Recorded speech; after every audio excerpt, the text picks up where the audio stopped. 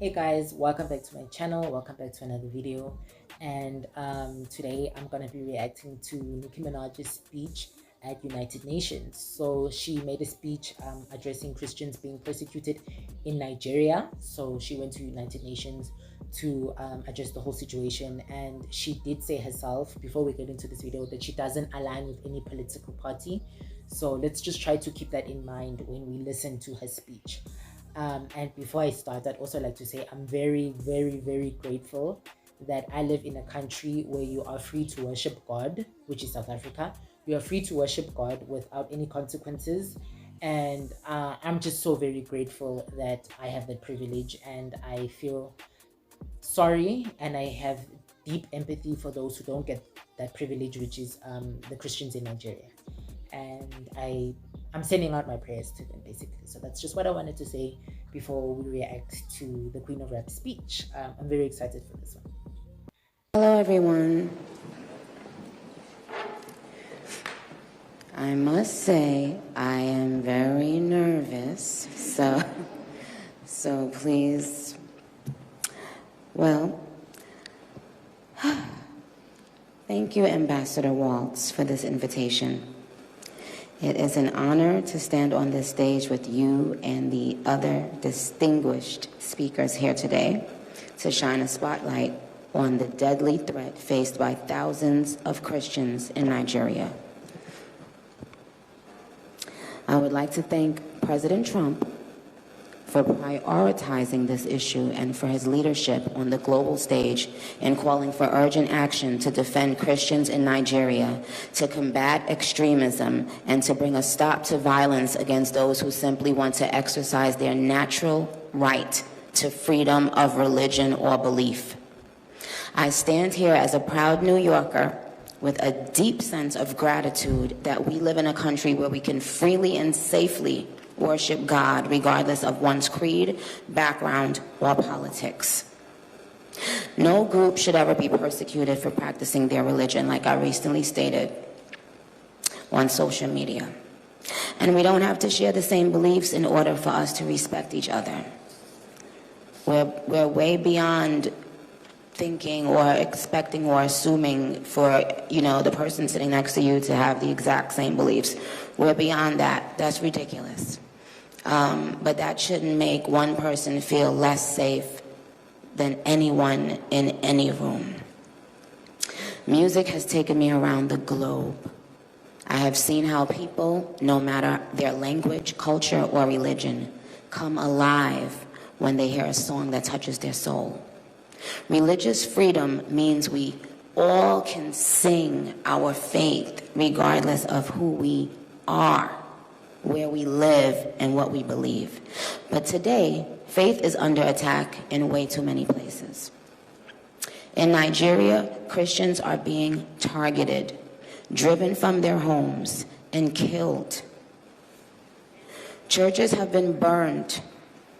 Families have been torn apart, and entire communities live in fear constantly, simply because of how they pray. Sadly, this problem is not only a growing problem in Nigeria, but also in so many other countries across the world, and it demands urgent action. And I want to be clear. Protecting Christians in Nigeria is not about taking sides or dividing people. It is about uniting humanity. Nigeria is a beautiful nation with deep faith traditions and lots of beautiful barbs that I can't wait to see. When one's church, mosque, or place of worship is destroyed, everyone's heart should break just a little bit. And the foundation of the United Nations, with its core mandate to ensure peace and security, should shake. I am joined here today by peace builders, by faith leaders, by those who saw violence, saw rising intolerance, saw the threats clearly before us, and chose not to look the other way. I am inspired by their work to build interfaith ties, to see the humanity across the lines which might divide us, and to fight for security and liberty for all those who pray. I look forward to our discussion today, and I hope it will encourage deepened solidarity for us to urgently work together to ensure every person can enjoy the right to believe, to worship, and to live in peace. Barbs, I know you're somewhere listening. I love you so very much. You have been the ultimate light in my life and career for so long. I appreciate you, and I want to make it very clear once again that this isn't about taking sides. This is about standing up in the face of injustice. It's about what I've always stood for my entire career, and I will continue to stand for that. For the rest of my life, I will care if anyone, anywhere, is being persecuted for their beliefs. Thank you.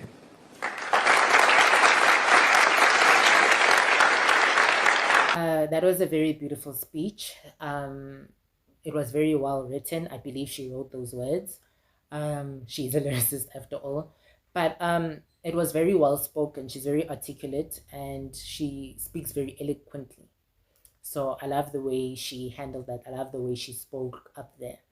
It was very, very, very classy. Let me just put it. And I love that she spoke up for what's right, because I do believe that Christians being persecuted anywhere, not just Nigeria, is a crime. And I just believe that it's hideous, basically. So yes, I really, really, really love that speech. And she should speak more. She should really speak more. I just really enjoyed that speech, and I'm very proud of her for making that speech. Again, this isn't about taking sides, and she said that she doesn't align with any political party, so I'm not even focused on that. I'm just focused on her speaking up for what's right and the core issue here, which is Christians being persecuted in Nigeria. So tell me what you think in the comments, but that was an amazing speech. Please don't forget to follow my socials, Instagram, TikTok, Facebook, and please don't forget to like this video. Please don't forget to share this video, and please, please, please subscribe. Please like, so that you tell the algorithm that you want to see more content like this, and I will definitely see you in the next one. Bye.